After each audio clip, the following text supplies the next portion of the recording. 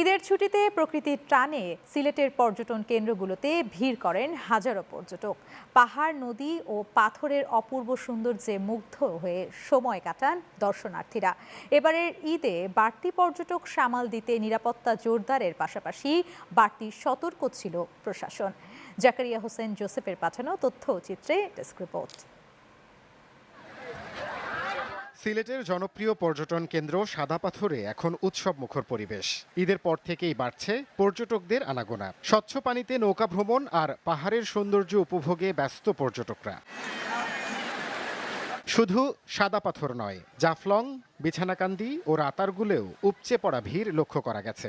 সব বয়সী মানুষের পদচারণায় মুখর হয়ে উঠেছে এসব পর্যটন এলাকা। লোকজন খুব দেখার মতো ভালো লাগছে, শুধু গরমটা একটু বেশি, তাছাড়া অন্য কোনো সমস্যা নেই। এমনি খুব সুন্দর লাগছে। আমাদের সাথে ফরেনার আসছে বেলজিয়াম থেকে, ওরাও খুব খুশি বাংলাদেশের এই প্রাকৃতিক সৌন্দর্য দেখে। পর্যটকদের নিরাপত্তায় সার্বক্ষণিক টহলে রয়েছে পর্যটন পুলিশ। পাশাপাশি স্থানীয় প্রশাসনও পরিস্থিতি পর্যবেক্ষণ করছে। সাদা পাথর পর্যটন স্পট, এখানে আমাদের অফিসার ফোর্স মোতায়েন আছে পর্যাপ্ত, যাতে এখানে যারা পর্যটনগামী যারা আসে তাদের যাতে কোনো ধরনের সমস্যায় পড়তে না হয়।